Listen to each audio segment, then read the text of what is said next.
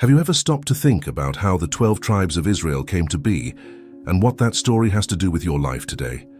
In this video, we're going to dive deep into the epic journey that shaped a nation and explore how the promises, battles, and miracles from long ago can transform the way you see the world today. How did these tribes face challenges and follow God's guidance? And what can their story teach us about our daily struggles? Here, you'll learn how their story can offer powerful answers to your personal questions, strengthen your faith, and even inspire you to make important decisions. If you've ever wondered how God fulfills His promises, or how He might be working in your life even in the midst of difficulties, then you're in the right place. And the best part, at the end, we're going to say a powerful prayer to seal this message in your heart. So go ahead and hit that like button, subscribe to the channel so you don't miss any content, and click the notification bell to stay updated with our next inspiring stories. Let's go on this journey together. The story of the tribes of Israel begins with a journey of faith. Abraham, originally known as Abram, was living comfortably in Ur of the Chaldeans, surrounded by his possessions and family. One day, God appeared to him with an extraordinary promise. Abraham would be the father of a great nation, with descendants as numerous as the stars in the sky. The scene was set in a barren land, but God's promise brought a vision of fertile, abundant lands. "Leave your country, your people, and go to the land I will show you," God commanded. Without hesitation, Abraham obeyed. He left his home and set out on a long journey toward an unknown land, showing the depth of his covenant with the Creator. Faith was his compass, and he moved forward, confident that the promise would be fulfilled. The desert he crossed wasn't just a physical one, it was also a spiritual journey. Abraham had to trust in God when everything around him suggested otherwise. He was leaving behind his comfort zone and his roots to follow a divine calling. The promise of a strong and prosperous nation seemed distant, but Abraham believed that God was faithful to His word. With every step he took, he reaffirmed his trust in the divine plan, even though his human eyes couldn't yet see the fulfillment of that promise. And so, he pressed on, always moving forward, always confident in the word given by the one who never fails. On his journey, Abraham passed through many lands and encountered many peoples, carrying with him the promise that this land would one day belong to him and his descendants. Imagine the scene: an old man with no children, wandering through the desert with nothing but his faith and God's promise. "I will make you into a great nation," God continued to promise. And despite the hardships, Abraham became an imposing figure, not only for his unshakable faith, but also for the covenant he represented. He faced moments of doubt, of course, but in all of them, he remembered God's words, that the tribes to come from his bloodline would be blessed and would spread throughout the nations of the earth. During this journey, God made a formal covenant with Abraham. It was a solemn moment, marked by an ancient ritual. Abraham was instructed to sacrifice animals and place them on an altar. As he watched, a mysterious flame, symbolizing God's presence, passed between the pieces of the sacrifice, sealing the pact. "To your descendants, I will give this land, from the river of Egypt to the great Euphrates River," said the Lord. Abraham understood that this promise wasn't just for him, but for future generations, the tribes that would come later. The promise wasn't limited to physical land. It also included a spiritual blessing that would extend to all the families of the earth, including those scattered throughout the centuries. As time went on, Abraham continued to trust, even as the possibility of having children seemed to fade. His wife Sarah was also elderly and barren, yet Abraham's faith never wavered. He knew the promise wasn't just about having an heir, but about forming a nation that would influence all of human history. Each night as he looked up at the starry sky, he remembered the promise, "So shall your descendants be." It was an eternal covenant, one that would transcend generations and form the tribes that would come to be known as God's chosen people. As Abraham wandered through the lands of Canaan, still without seeing the full realization of the promise, he built altars wherever he went, honoring God and reaffirming the covenant. These altars became not only symbols of his faith, but also markers of a future he wouldn't see in his lifetime, but was destined to happen. Each altar represented a renewed commitment to the promise. Abraham knew he was planting the seeds of something much greater than himself, something that would stretch across millennia and unite the scattered tribes of Israel, forming an eternal covenant with God.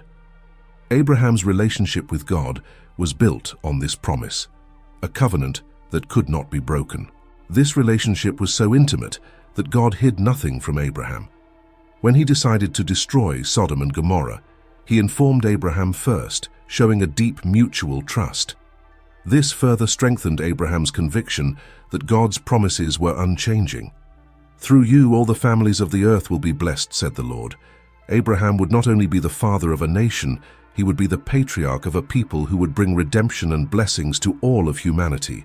The promises made to Abraham didn't stop with him, but became the thread that runs through the entire biblical narrative. The covenant between God and Abraham, renewed and upheld through the generations, would culminate in the formation of the 12 tribes of Israel. These tribes would carry the responsibility of keeping the divine covenant alive. It was an eternal pact, transcending time and space, connecting the history of the tribes of Israel to the larger plan of God's redemption for humanity. Abraham, with his faith and perseverance, was the starting point of this epic story of promises, covenants, and faith. As the years went by and Abraham and Sarah remained childless despite all of God's promises, the silence on the matter seemed like a test of patience and faith. Sarah, already advanced in age, doubted herself, thinking it was impossible to conceive a child. Abraham, on the other hand, stood firm, but human doubts still crept in. God, however, had not forgotten his promise. In a moment of profound revelation, the Lord announced to Abraham, "In 1 year your wife Sarah will give birth to a son." Sarah's laughter of disbelief was instant, but as always, God fulfilled his word. And so, in the midst of the improbable, the child of promise was born. Isaac, the heir, came into the world as a living symbol of God's faithfulness to his covenant. Isaac's birth was a miracle that rekindled hope, not only for Abraham and Sarah, but for all the generations to come. The image of an elderly woman, doubting she could bring life into the world, was replaced by the realization of a promise that had seemed impossible. "Who would have said to Abraham that Sarah would nurse children?" said Sarah, still in awe. Isaac's birth, beyond being the fulfillment of the promise, brought unparalleled joy to the couple, for now the future of the tribes began to take shape in a tangible way. Isaac would be the starting point for the promised descendants, and Abraham saw in him the first glimpse of the great nation God had promised him. Isaac's arrival, however, was just the beginning of a new chapter in Abraham's faith journey. He had barely begun to savor the joys of fatherhood when God commanded something terrifying: to sacrifice his own son. Abraham faced the greatest test of his life. As a loving father, he was torn between his love for Isaac and his obedience to the God who had given him the promise. "Take your son, your only son Isaac, whom you love, and offer him as a sacrifice," the Lord said. With a faith that is almost incomprehensible, Abraham didn't hesitate. He prepared everything without revealing to Isaac the true purpose of their journey to Mount Moriah. The climb up the mountain was silent, with Isaac carrying the wood for the sacrifice, unaware that he was to be the offering. "Father, where is the lamb for the sacrifice?" Isaac asked, perhaps with innocent curiosity. Abraham, his heart heavy, replied, "God will provide, my son." Those words echoed Abraham's unshakable faith. He believed that even in this extreme situation, God would not break H. Abraham bound Isaac on the altar, raising the knife with trembling hands but firm in his obedience. At the last second, the angel of the Lord stopped him. "Now I know that you fear God," the angel said, and nearby was a ram caught by its horns, a sacrifice provided by God. Isaac was spared, and the covenant with Abraham was further strengthened. This episode was a decisive turning point in Abraham's life. The sacrifice of Isaac, which didn't happen, wasn't just a test of obedience, but also a foreshadowing of the future, pointing to an even greater promise that would be fulfilled in the generations to come. Isaac, now saved, wasn't just the child of promise. He was the symbol that God would always provide what was needed to fulfill his covenants. Abraham's faith was tested once again, and he came down the mountain with Isaac, both marked by this transformative experience. Isaac, as the heir, now carried the responsibility of perpetuating God's promises, and the path to the tribes of Israel began to become clear. The relationship between Abraham and Isaac also deepened after this event. Abraham came to see Isaac not only as a son, but as God's instrument for the continuation of the promise. He knew that Isaac represented the future of the nation that was yet to be formed, the 12 tribes that would bear the name of Israel. The love between father and son became even stronger, and Isaac grew up knowing that his life was the direct result of divine intervention. Abraham, in turn, understood that although he had been tested in his faith, God's promise would never fail. The story of the near sacrifice of Isaac became one of the most talked about events among future generations. It wasn't just a reminder of a dramatic moment, but a lesson of faith that would resonate through the ages. In the oral traditions of the scattered tribes, the elders would tell and retell this event, always reinforcing the idea that God never abandons those with whom he has made a covenant. Thus, the story of Isaac, the miracle child, continued to be passed down from generation to generation, shaping the spiritual and cultural identity of the people of Israel. Isaac, the promised son, became the heir to a story that would continue to unfold in ever deeper chapters. Future generations would always look to the birth and near sacrifice of Isaac as one of the pillars of their faith.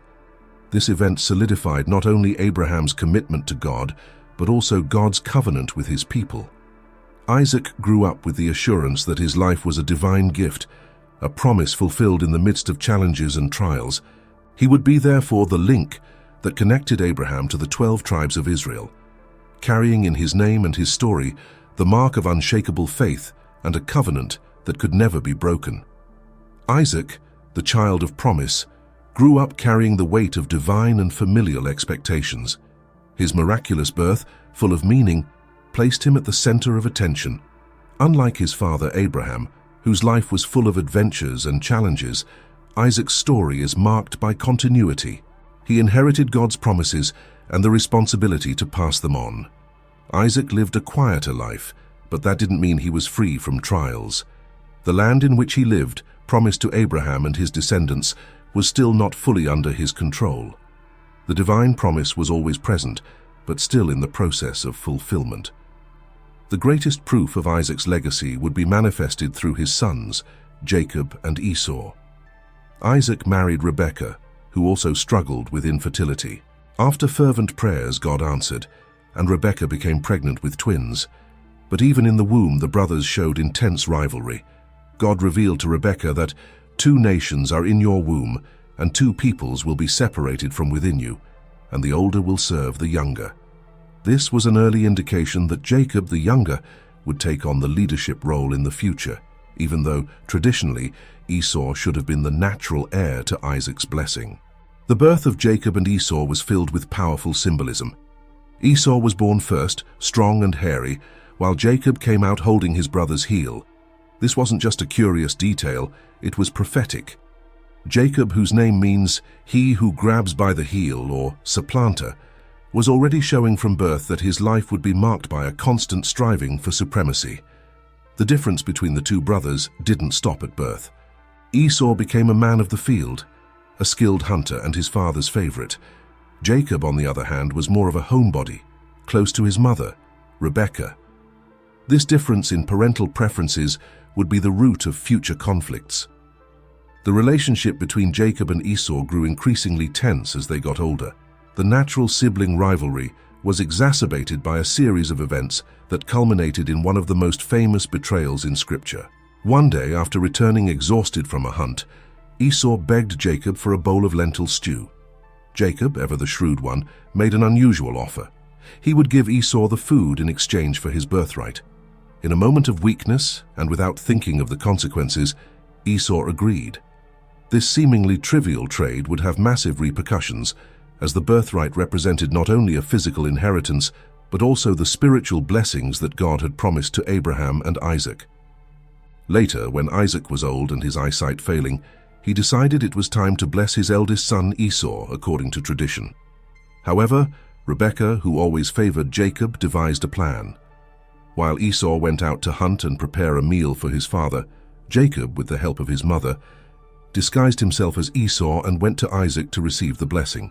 The elderly Isaac, fooled by the goatskins Jacob had placed on his arms, believed he was blessing Esau when, in fact, Jacob stood before him. "May God give you heaven's dew and earth's richness, and may nations serve you and peoples bow down to you," said Isaac, unaware that the blessing was being passed to his younger son. When Esau discovered the deception, his rage was immense. The relationship between the brothers, already complicated, completely deteriorated. Esau vowed to kill Jacob after Isaac's death, and Jacob, fearing for his life, fled to his uncle Laban's house on the advice of his mother. This moment of rupture between the brothers marked a turning point in Isaac's life and that of his family. Isaac's legacy would continue through Jacob, but the story was far from simple or linear. The tribes that would come from Jacob would bear the marks of these family tensions and conflicts. Isaac, meanwhile, remained in Canaan, perhaps unaware of the full extent of the consequences of his blessings. He, who had been the center of God's promises, now saw his family fragmented by the rivalry between his sons. However, Isaac's story serves as a powerful reminder that even amid human mistakes and family failures, God's plans continue to unfold. God's blessings weren't dependent on human actions, but on his eternal covenant with Abraham, which would pass from generation to generation. Isaac's legacy lived on through Jacob, and his actions would be crucial to the unfolding of the story of the tribes of Israel. Jacob, with all his flaws and cunning, would be transformed into Israel, the patriarch of a nation. Isaac, then, fulfilled his role in passing on the divine promise, and his life is proof that God uses even the most complicated situations to accomplish his purposes. Esau, despite losing the blessing, would also form a powerful nation, the Edomites, fulfilling the prophecy that two nations would come from Rebekah's womb. In this way, Isaac's legacy spread through the generations, with his blessings and promises echoing throughout history. Jacob, Isaac's younger son, always lived in the midst of conflict. From his birth, grasping his brother Esau's heel, his life was marked by rivalries, disputes, and above all, the pursuit of blessings. Yet, Jacob carried some. He had upon him the divine promise that would follow him throughout his life, transforming him from a man marked by ambition into the patriarch of the 12 tribes of Israel. Jacob's journey wasn't easy. His life was a series of challenges, disappointments, and reconciliations with his past. But at the center of it all was divine providence guiding his every step. After deceiving his father and stealing Esau's blessing, Jacob fled to his uncle Laban's house. During his flight, Jacob had a vision that would change his life forever. Exhausted and alone on the way, Jacob stopped to rest. Using a stone as a pillow, he had a dream of a ladder reaching from the earth to heaven, with angels ascending and descending on it. At the top stood God, who said, "I am the Lord, the God of your father Abraham and the God of Isaac. The land on which you lie I will give to you and your descendants." At that moment, Jacob realized that God was with him, even in his exile. He then promised that if God would protect and guide him back to his land, he would serve him faithfully. When Jacob arrived at Laban's house, a new phase of his life began. Laban, cunning and shrewd, deceived Jacob repeatedly, just as Jacob had deceived Esau and Isaac. At first, Jacob fell in love with Rachel, Laban's younger daughter, and worked 7 years to marry her. However, on the night of the wedding, Laban switched Rachel for his older daughter Leah. Jacob, frustrated, was forced to work another 7 years to marry Rachel. This period of his life was marked by hard labor and many frustrations, but it was also during this time that his sons were born, who would go on to form the 12 tribes of Israel. The relationship between Jacob, Leah, and Rachel was complex and full of tension. Leah, feeling unloved, constantly sought Jacob's affection, while Rachel, the favored one, struggled with the pain of infertility. Seeing Leah's suffering, God opened her womb, and she began bearing sons. Reuben, Simeon, Levi, and Judah were born to Leah, while Rachel remained childless. The rivalry between the two sisters escalated when Rachel, desperate, offered her servant Bilhah to Jacob so that she could have children in her name. From this union came Dan and Naphtali.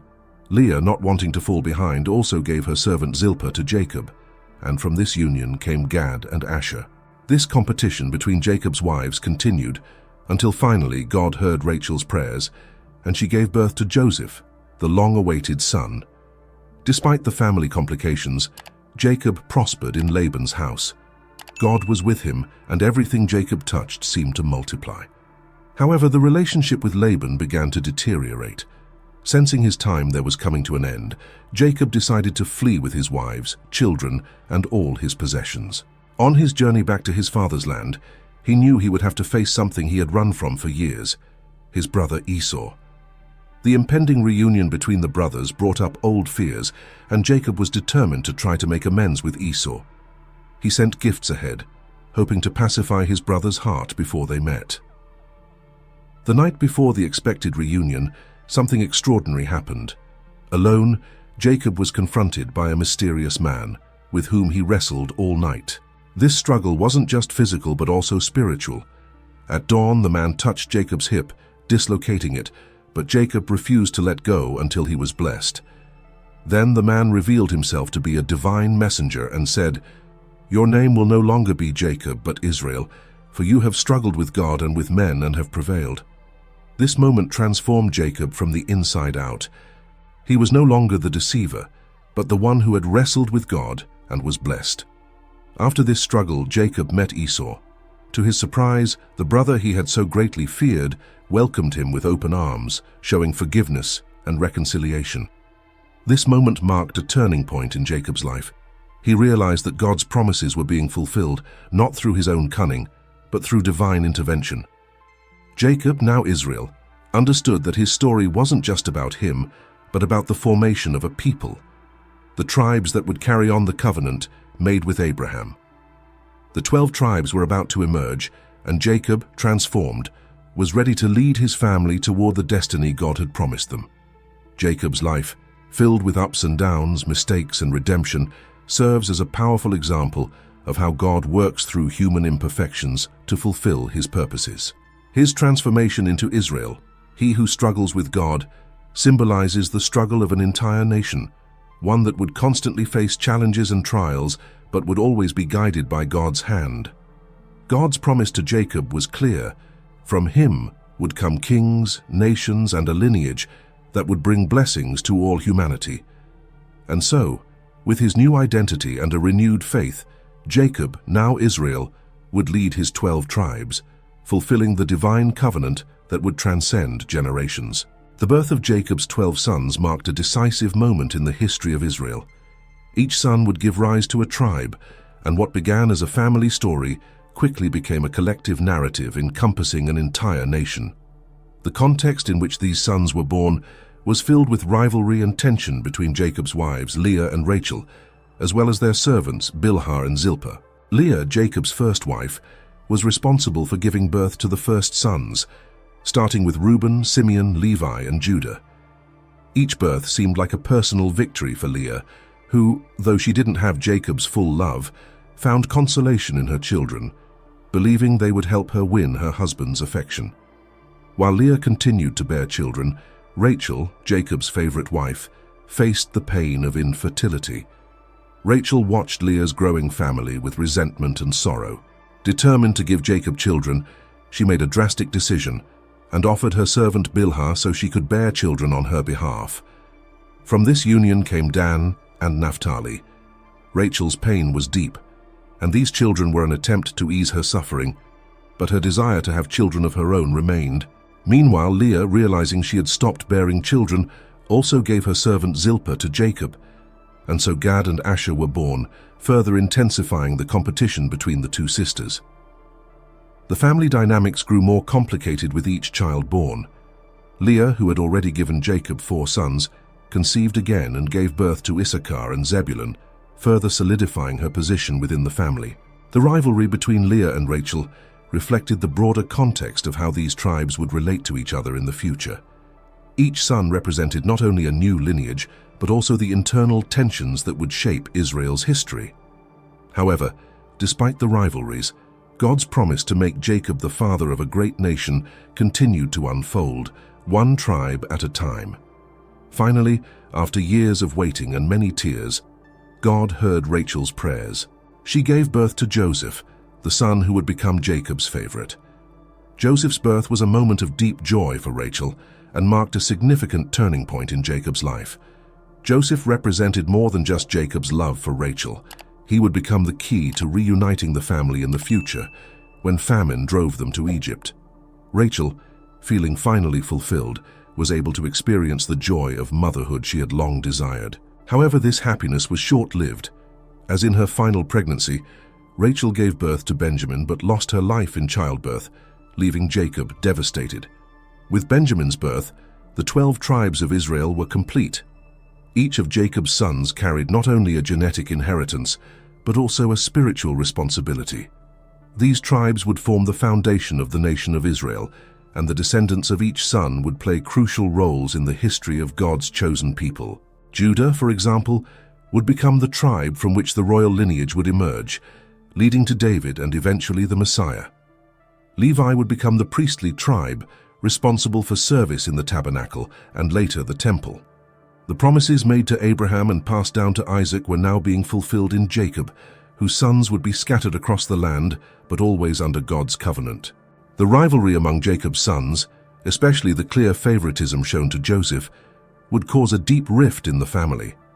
This internal division would foreshadow the divisions the tribes would face in the future.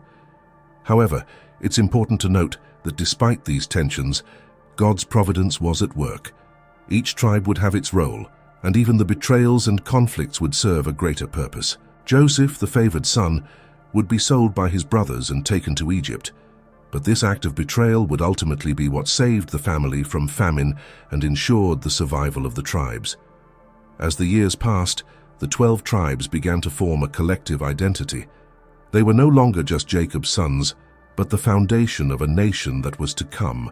Each tribe had its unique characteristics, from the warriors of Judah to the priests of Levi, to the farmers and shepherds of Issachar and Zebulun. This diversity among the tribes reflected God's plan for Israel to be multifaceted, with different roles and responsibilities within His divine covenant.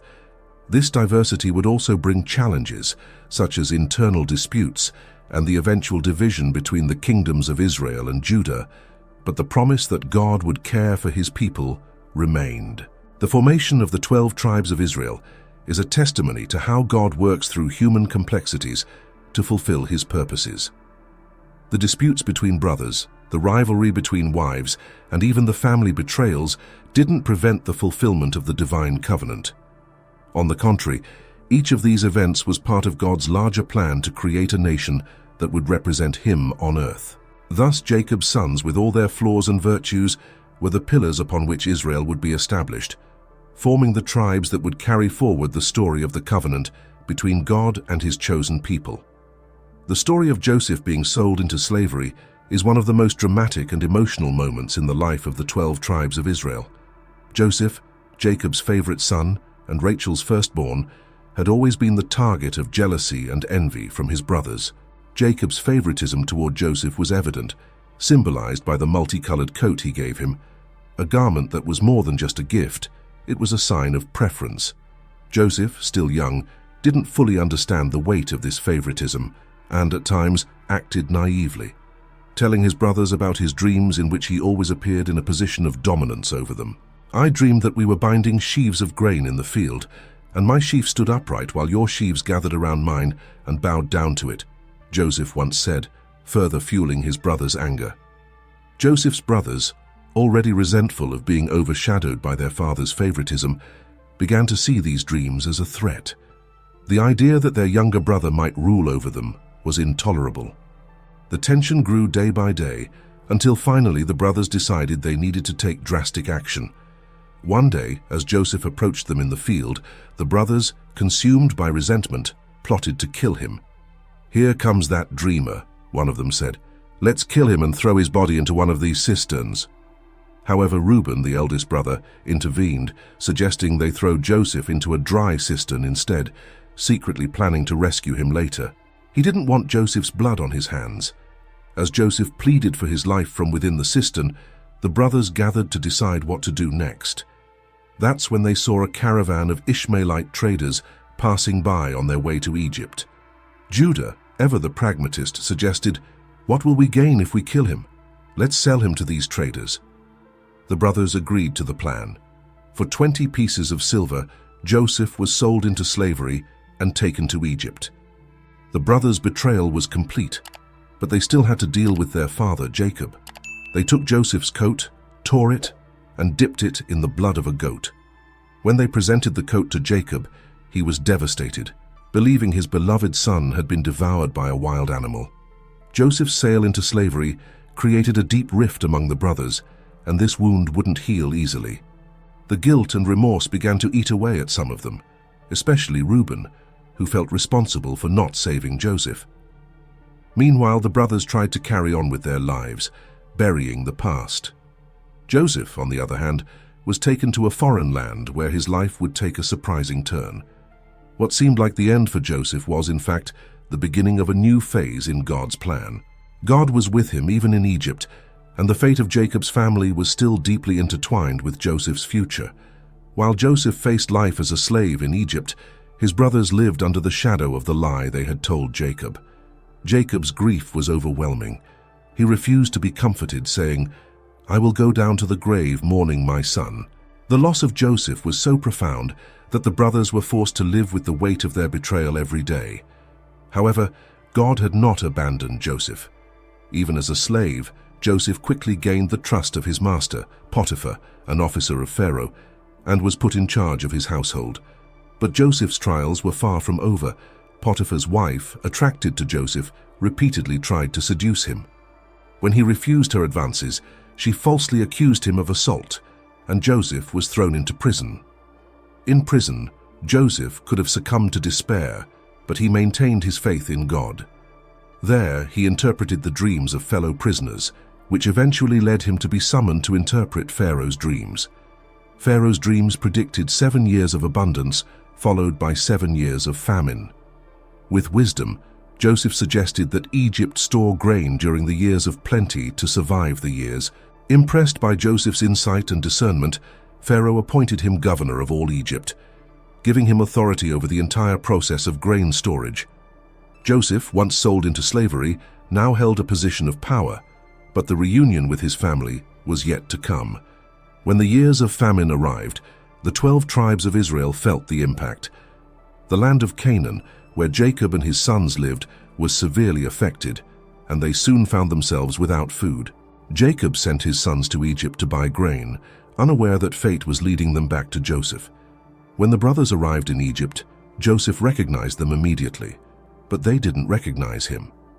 Instead of revealing his identity right away, Joseph decided to test his brothers to see if they had changed. He accused them of being spies, imprisoned Simeon, and demanded they bring Benjamin, the youngest brother, as proof of their honesty. The brothers, already burdened with guilt for what they had done to Joseph, began to wonder if they were being punished for their past sins. "Surely we are being punished because of what we did to our brother," they said. The remorse was evident, but Joseph's test wasn't over yet.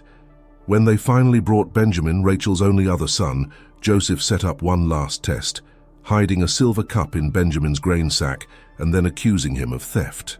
Judah, in an act of redemption, offered himself to take Benjamin's place as a slave, showing that the brothers had indeed changed. It was at that moment that Joseph could no longer contain his emotions. He revealed his identity to his brothers in a moving scene of reconciliation. "I am Joseph, your brother, whom you sold into Egypt," he said, but instead of condemning them, he saw God's hand in everything that had happened. "It was not you who sent me here, but God, to preserve life for many." Joseph's sale into slavery, which had seemed like a tragedy, turned out to be the means by which God saved not only Egypt, but also the 12 tribes of Israel, ensuring their survival during the famine. After years of separation and dramatic events, the paths of Joseph and his family finally converged in Egypt. The famine that ravaged Canaan was the catalyst that brought the 12 tribes together, forcing Jacob's sons to seek help in the land where Joseph had become the second most powerful man after Pharaoh. The reunion was filled with emotions and surprises. When Joseph revealed his identity, his brothers were shocked and relieved, not knowing what had become of Joseph after they sold him. However, Joseph's heart wasn't filled with vengeance, but with compassion. He looked at his brothers with tears in his eyes and said, "I am Joseph, your brother, whom you sold into Egypt. "Do not be afraid, for it was God who sent me ahead of you to preserve life." The famine that struck the land of Canaan was so severe that the only hope for the survival of the tribes of Israel lay in Joseph's hands. Having become the overseer of Egypt's grain reserves, Joseph was able to help his family, ensuring the survival of the people whom God had promised to bless. Joseph's decision to forgive his brothers was key to reuniting the family. He saw that all the events, no matter how painful, were part of a larger plan.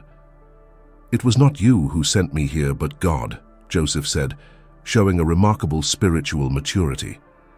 This understanding transformed Israel's destiny. After revealing his identity and assuring his brothers of his forgiveness, Joseph arranged for his entire family to come to Egypt. He instructed his brothers to return to Canaan and bring Jacob and all their belongings to Egypt, where they could live under his protection. The reunion between Jacob and Joseph was one of the most emotional moments in the history of the 12 tribes. Jacob, who had spent years believing his favorite son was dead, now saw him alive and in a position of power and influence. "Now I can die in peace, for I have seen your face and know that you are still alive," Jacob said, weeping as he embraced Joseph. Joseph provided the best land for his father and brothers to settle. The land of Goshen, a fertile region in Egypt, was chosen as the new home for the 12 tribes. There, far from the famine that plagued the world around them, the people of Israel thrived. The tribes, once scattered and divided, began to grow stronger and more prosperous under Joseph's protection and Egypt's resources. This moment of reunion marked the beginning of a period of peace and prosperity for Jacob's family, but also set the stage for the events that would follow in Israel's history, particularly their enslavement in Egypt and the eventual Exodus. During this time of prosperity in Egypt, Joseph continued to be a wise and compassionate leader. His influence with Pharaoh and his management skills ensured that both Egypt and the people of Israel survived the years of famine. The tribes of Israel, despite their previous divisions, began to reorganize and consolidate as one people, united by the divine promise made to Abraham, Isaac, and Jacob. However, the seeds of internal division still remained. Even in times of prosperity, the resentments and family tensions that had led to Joseph's sale still lingered, though they were kept in check by Joseph's wise and steady leadership. Jacob, now advanced in age, used the last years of his life to bless his sons and reflect on God's faithfulness. He knew that, while the family had been reunited and was prospering, the divine promise would not be fulfilled in Egypt. The promised land was still in Canaan, and he urged his sons to never forget this. Before his death, Jacob gathered his sons to bless them, prophesying the future of each tribe they would form. His blessings were a mixture of prophecy and warning, reflecting the personalities and destinies of his sons, which would shape Israel's future. Joseph, despite his elevated position in Egypt, never forgot his roots or his divine mission. He understood that his people's time in Egypt was temporary, and that Israel's true inheritance lay in Canaan, the promised land. Before his death, Joseph made his brothers swear that when God led them back to Canaan, they would take his bones with them. This symbolic gesture showed that although Joseph had spent most of his life in Egypt, he never lost sight of God's calling for his family and descendants. He knew that in due time, God would fulfill the promise to give the land of Canaan to the 12 tribes of Israel. Joseph's story, the Savior of Israel, is not just a tale of forgiveness and family reconciliation. It is also a clear demonstration of how God can turn situations of pain and betrayal into blessings and prosperity. Joseph understood that the sufferings he had endured were not a deviation from God's plan, but an essential part of it. By bringing the scattered tribes to Egypt, Joseph ensured the survival of Israel's people at a critical moment in their history. This reunion would become the foundation for future events, from the formation of the tribes to the great exodus that would transform Israel into a nation under God's leadership. After Joseph and his brothers passed away, the 12 tribes of Israel continued to live in Egypt, where they initially prospered. However, over time a new pharaoh came to power, one who didn't know Joseph or his significance to Egypt. Fearing the growing number and strength of the Israelites, this pharaoh made a brutal decision. He enslaved the people of Israel, forcing them to work on construction projects and in the fields under inhumane conditions. The prosperity they had once enjoyed gave way to centuries of oppression and suffering. The tribes, once united by their common heritage, were now scattered in despair, crying out to God for deliverance. It was in this setting of oppression that Moses was born, the man whom God would choose to lead his people out of slavery. Moses, raised in the Egyptian court, was separated from his Israelite heritage for many years, but his destiny was intrinsically tied to the liberation of the 12 tribes. When God appeared to him in the burning bush, he commanded Moses to go to Pharaoh and demand the release of the Israelites. "Let my people go," God said to Moses, with divine authority that could not be ignored.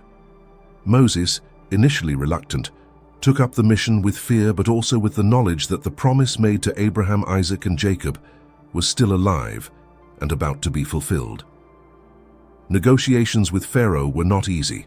The Pharaoh, stubborn and arrogant, refused to release the Israelites even after the plagues that God sent as punishment. Blood in the waters, locusts, frogs, darkness, and other calamities devastated Egypt. But Pharaoh's heart remained hardened. Finally, after the 10th and most terrible plague, the death of the Egyptian firstborns, Pharaoh relented. That night, known as Passover, the Israelites marked their doors with the blood of a lamb, and the angel of death passed over their homes, sparing tea. This night marked the beginning of their liberation. The 12 tribes, carrying their few belongings and hastily fleeing, left Egypt for the Promised Land, guided by God's powerful hand. The journey of the tribes of Israel through the desert was a true test of faith. Although they had witnessed God's miracles in Egypt, they soon began to grumble and doubt after leaving. They faced thirst, hunger, and exhaustion, but God remained faithful to his promise. He sent manna from heaven to feed them, and water flowed from a rock to quench their thirst. During the day he led them with a pillar of cloud, and at night with a pillar of fire. Even so, the tribes showed a tendency to return to their old ways, and on several occasions they wished to return to Egypt where, though enslaved, at least they had food and water in abundance. During this journey, God gave Moses the tablets of the law on Mount Sinai. These laws weren't just religious rules, they were also a moral and legal framework to unite the tribes and form a new national identity. The people of Israel were no longer just a group of Jacob's descendants. They were being shaped into a nation consecrated to God. "I will be your God, and you will be my people," said the Lord, establishing an everlasting covenant. The laws given to Moses were essential for the cohesion and organization of the 12 tribes during their 40 years in the desert, preparing them for life in the Promised Land. Moses' leadership was constantly challenged throughout the journey. Some members of the tribes rebelled against him, questioning his authority and, in some cases, attempting to form separate factions. But God always intervened to reaffirm Moses' leadership and the need for the tribes to remain united. When Moses sent spies to explore Canaan, the Promised Land, 10 of the 12 spies returned with reports filled with fear, claiming that the people of the land were too strong to be defeated. Only Joshua and Caleb, 2 of the spies from the tribes, remained confident in God's promises. However, fear and distrust took hold of the people, and as a result, God decreed that that generation would wander in the desert for 40 years until a new, more faithful generation was ready to enter the land. Over time, the tribes began to understand the greater purpose of their journey. Each trial in the desert served as a reminder of their dependence on God and the importance of remaining united as a chosen people. The 12 tribes, even though they were dispersed in different camps and had their own leaders, began to see themselves as one nation. The tabernacle, built according to God's instructions, became the center of the tribe's spiritual and communal life. There the Israelites offered sacrifices and sought divine guidance, constantly reminded of the covenant God had made with them. At the end of the 40 years, Moses led the people to the borders of the Promised Land, but he himself would not enter it. That task was given to Joshua from the tribe of Ephraim, who would be the new leader of the tribes as they conquered Canaan. Moses climbed Mount Nebo, where he could see the land that God had promised to Abraham, Isaac, and Jacob. He blessed the tribes one last time before his death, ensuring that God's promise was about to be fulfilled. The 12 tribes, now prepared and purified by the trials of the desert, were ready to cross the Jordan River and take possession of the land God had reserved for them, a land where they would finally be free to live under God's protection and guidance. After 40 years of wandering in the desert, the 12 tribes of Israel were finally on the brink of the Promised Land. Under the leadership of Joshua, Moses' successor, the people prepared to enter Canaan, the land that God had promised to Abraham and his descendants. The Jordan River, marking the boundary of the land, lay before them. Before crossing the river, Joshua gathered the tribes and reminded them that the conquest of Canaan wouldn't just be a matter of battle, but of faith and obedience to God. The promises made to their ancestors were about to be fulfilled, but the tribes needed to trust in the Lord and follow his instructions carefully. "Consecrate yourselves, for tomorrow the Lord will do wonders among you," Joshua told the people. The first great challenge the tribes faced upon entering Canaan was the fortified city of Jericho. Following divine instructions, Joshua adopted an unusual strategy. Instead of using brute force to invade the city, he led the people in a silent march around Jericho's walls for 6 days. On the 7th day, at the sound of trumpets and war cries, Jericho's walls collapsed, allowing the Israelites to take the city. This event served as a powerful reminder that Israel's victories wouldn't depend solely on their military strength, but on God's direct intervention. The conquest of Jericho set the tone for the rest of the campaign in Canaan. The battles that followed were no less challenging. The tribes faced powerful kings and well-armed armies, but God's promise remained. The land would be theirs. Joshua led the tribes in a series of victories over the Canaanite cities, such as Ai, Gibeon, and Hebron. However, it wasn't just about defeating enemies. The tribes needed to learn to trust God in every situation.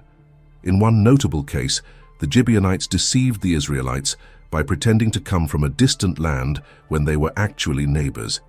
This deception led Joshua to make a covenant with them, contrary to God's instructions not to ally with the peoples of Canaan. This episode served as an important lesson for the tribes. Obedience to God must be complete, with no compromises. As time went on, the tribes of Israel began to conquer more territories and settle in the land of Canaan. The land was divided among the tribes according to God's instructions, allocated by casting lots.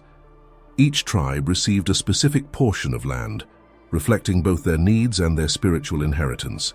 Judah, the tribe from which the royal lineage would come, received one of the largest and most strategic portions of land.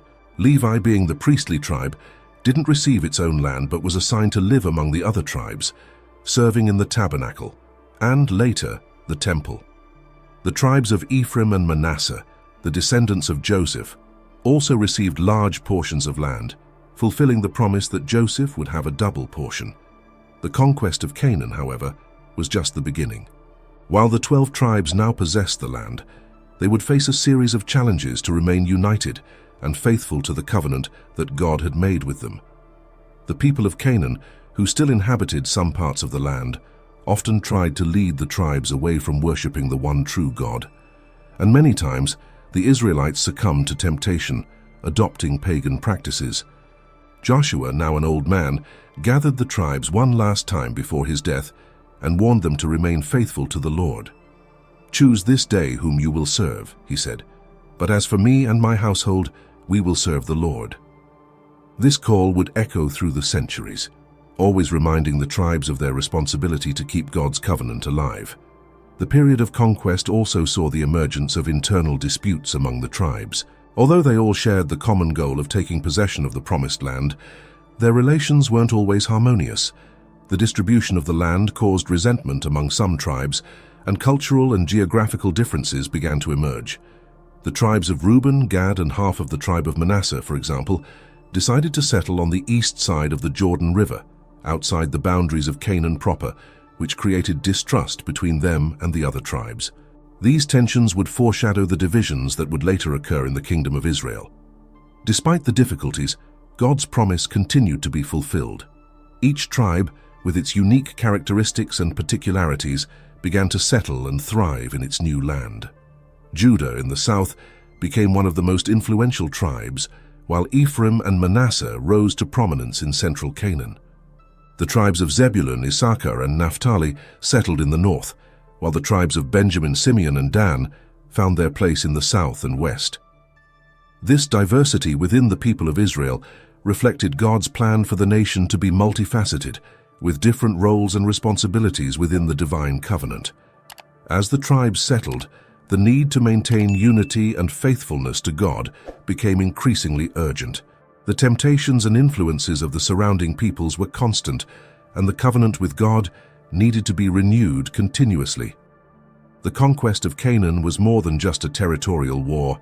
It was a test of Israel's faithfulness to God's promises and their need to remain firm in their faith and obedience. The 12 tribes, now established in their inheritance, were ready for the next chapter in their history, but the challenges of maintaining that unity and faithfulness still lay ahead. The future of the 12 tribes of Israel was shaped by both their victories and their failures. After the conquest of Canaan, the tribes settled in the land that had been allotted to them, but over time, they faced new challenges. The unity that had once made them strong began to fracture, especially after the death of Joshua. Without centralized leadership, each tribe acted more independently, and the collective identity of the people of Israel began to erode. The book of Judges narrates this chaotic period when the tribes often fell into idolatry, forgetting the covenant with God and adopting the pagan customs of the surrounding peoples. During this time, God raised up judges to lead and deliver the tribes in times of crisis.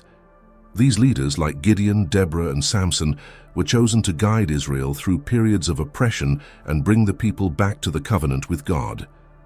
However, after each judge died, the tribes quickly returned to their old habits, and instability prevailed.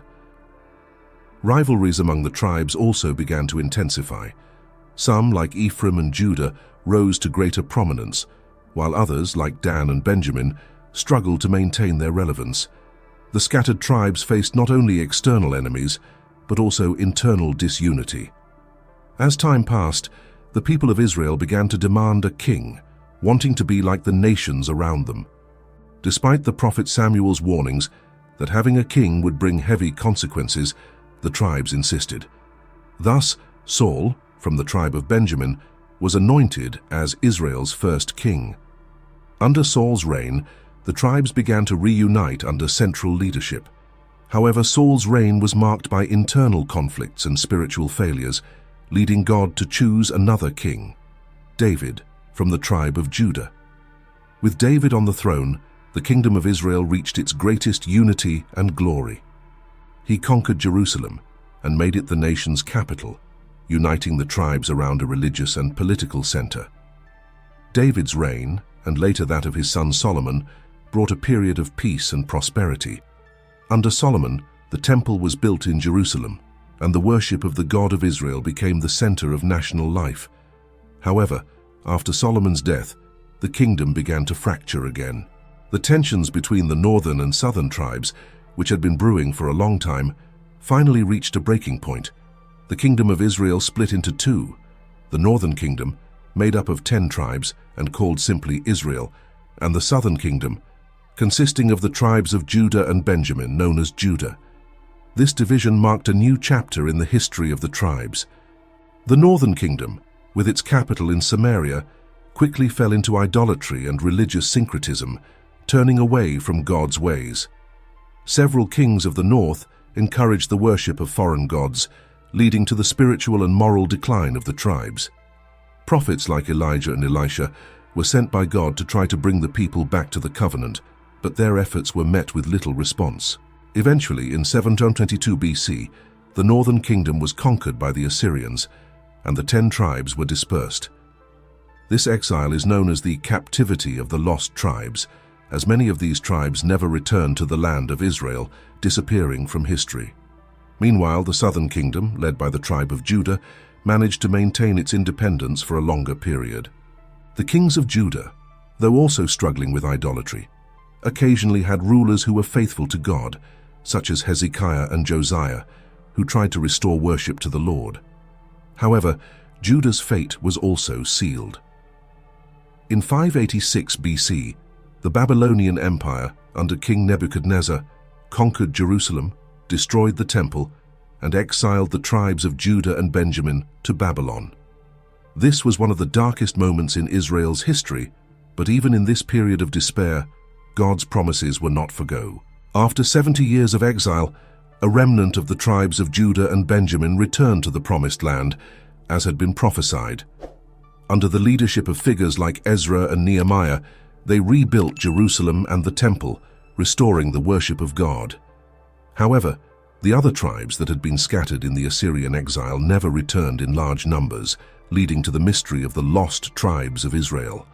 Despite their physical absence, the biblical prophecies continued to mention these tribes and their role in God's future plan for the redemption of humanity. The promises made to Abraham, Isaac, and Jacob still echo through the history of the 12 tribes. Even with the exile and dispersion, God promised that one day he would gather his people from all corners of the world. Prophets like Ezekiel and Isaiah spoke of a time when the scattered tribes would be reunited, bringing renewal to the people of Israel. This hope of the final restoration of the tribes remains an expectation for many to this day, pointing to a future when all the tribes will once again be united under the reign of the Messiah, the descendant of David, who will rule over Israel and all nations. The fate of the 12 tribes of Israel, marked by glory and failure, unity and dispersion, is a story of perseverance and hope. God's covenant with his people was never broken, even in the face of their failures. The tribes may have been scattered, but the divine promise remains. One day they will all be gathered together, not only in a physical sense but also in a spiritual one, when the final redemption brings the complete fulfillment of the promises made to Abraham and his descendants. The 12 tribes of Israel, from their origins to the promised future, continue to play a central role in the story of salvation and God's plan for all humanity. Now that you've learned the entire journey of the 12 tribes of Israel, I ask you, what are you going to do with this knowledge? Just as God guided his people through promises, challenges, and victories, he also has a plan for your life. The lessons we've learned here can help you face your own obstacles, strengthen your faith, and find purpose in your daily journeys. Which tribe stood out to you the most? What inspired you most in this story? Share your thoughts in the comments. I'd love to hear from you. Don't let this message stay just in theory. How can you apply the principles of this story to your daily life? Why not start today by seeing life's challenges from a new perspective, believing that just like the tribes of Israel, you too can be guided by a greater purpose. If this video inspired you, hit the like button and subscribe to the channel so you won't miss more content like this. Turn on notifications so you'll be alerted when we share our next stories, and of course share this with someone who needs to hear this message. Let's keep growing together in faith and knowledge. And to close, let's say a powerful prayer, asking God to guide our paths just as he guided the 12 tribes of Israel. Dear Lord, Almighty Father, we come before you at this moment, acknowledging your sovereignty and perfect purpose in all things. As we reflect on the story of the 12 tribes of Israel, we are reminded that just as you guided your people through deserts and battles, you are also guiding us in our lives, even when we can't see the full picture. Just like Abraham, who trusted in your promises, we ask that you strengthen our faith so we can walk with confidence even when facing uncertainties. Help us understand that just like the tribes, we are part of something bigger, that our purpose is in your hands and that you use even the most difficult moments to fulfill your perfect plan. May we learn from the challenges and failures of the tribes of Israel so that we avoid falling into the traps of disobedience and idolatry. Let their example of perseverance and renewal inspire us to continually seek your presence, knowing that you never abandon us, even when we stray. Lord, just as the tribes received your promises and were guided by your mighty hand, we ask that you guide us too. May we face our daily challenges with courage, knowing that you are by our side, and that just like the tribes, we are called to conquer the promises you have for us. Finally, we place our lives and our paths in your hands. May your will prevail, and may we be reminded each day that just as you gathered and restored your people, you also restore us, guide us, and lead us to your promised land, which is abundant and eternal life in Christ. We pray in Jesus' name, confident that you are always with us. Amen.